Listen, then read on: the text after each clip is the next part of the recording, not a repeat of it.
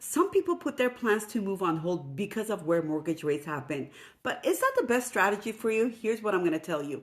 Mortgage rates are still expected to come down this year. And when they do, buyers are going to rush back into the market. If you wait until that happens, chances are you'll be dealing with a lot more competition from other buyers, and that could make your search more challenging. That means it may not make a whole lot of sense to wait, especially if there's something in your life that makes a move worthwhile right now.